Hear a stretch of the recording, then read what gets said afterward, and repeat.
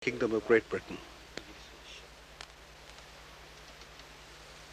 ご列席の皆様はもうすでに他の首脳のお発言にお耳を傾けています。 I would like to make 4 points. The first one is this. If you look back to Tokyo last year and think what has happened then, you will see that the events since that time illustrate very vividly the kind of problems that we have to tackle. Many of you with us at Tokyo will remember that we were then discussing the oil problem, for example. Then the price of a barrel of oil was $20. Now it's $30 a barrel. We were worried then. We're much, much more worried now. That illustrates one of the continuing problems which we had to tackle. Another one has been the taking of hostages in Iran, a new one which came upon us suddenly and which we're doing all we can to assist President Carter to secure their release.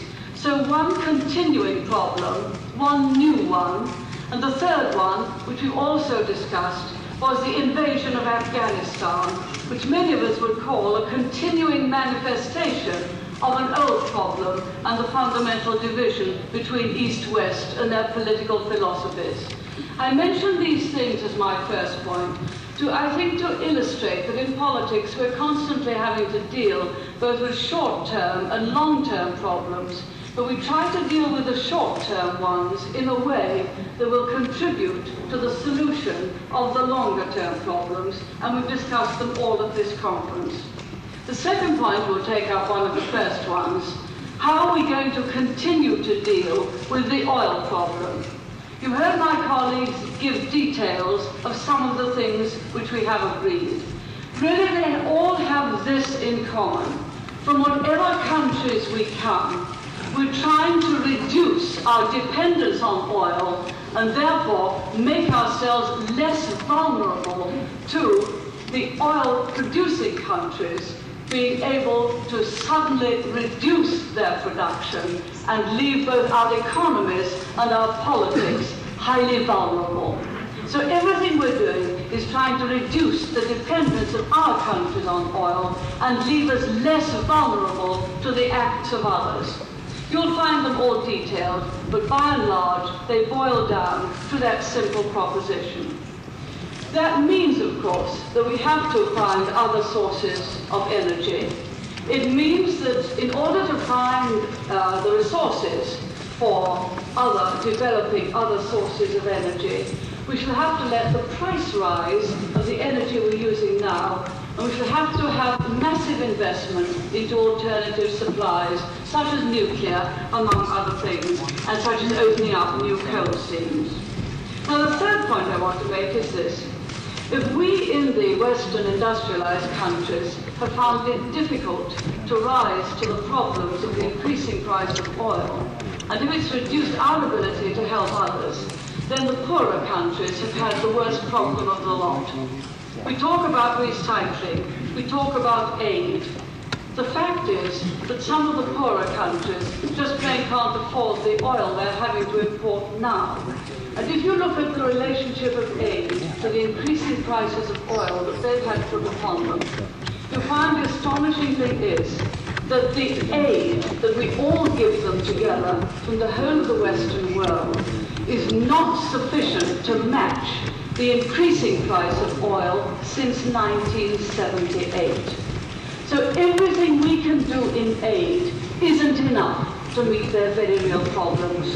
And that is why I think instead of just talking about North-South dialogue, I think most of us are very conscious that as well as involving the countries of the North in solving the problems of the countries of the South, we also have to involve the oil-rich countries, the oil-producing countries, because we really feel that it's not only a question of recycling money, it's also a question of giving new sources of aid to those poor countries.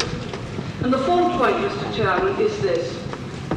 We have great ambitions, we have great wishes to help others, but we're only able to do so if each of us puts our own economies really in order. For many of us, we have a very considerable inflation problem. Indeed, I think over the past 2 years, inflation has been a very much larger part of the problems, economical problems of Western societies. Indeed, some 2 years ago, the average of OECD inflation was 8%. Now it's some 14%. And we're not going to be able to help other countries, let alone ourselves, as much as we would wish, unless we tackle that problem. So you will find quite a considerable portion of the communique taken up with the old recipes for tackling inflation. They are the old ones. There aren't any new ones. It's just sometimes that the old ones haven't been tried for long enough to produce sound money and a basis for stable growth, except perhaps in the economy of Germany, which we all admire for its tenacity in holding to sound financial principles. So we recognize that we will have to do that if we're really to be in a position to help others. Mr. Chairman, I think that our success in tackling the problems of the coming year will depend upon whether, in our own countries, we can raise our economic efficiency sufficiently to match the level of our international ideals. That will be the test that we have to undergo during the coming year, and doubtless you'll be keeping us up to it as to how well we're doing. I would like to join my colleagues in saying thank you. We've had a wonderful chairman who's presided over our proceedings with very, very great ability. We've been visitors in a most beautiful city, and we've had a valuable and very rewarding conference. We've always talked about difficulties. I wouldn't like the message to go out of this conference just to be one of difficulties and problems. I think the result is that we believe the Western free societies can cope with those difficulties, and that we'll all be back next year, perhaps with a new set of problems, perhaps with the same, but we believe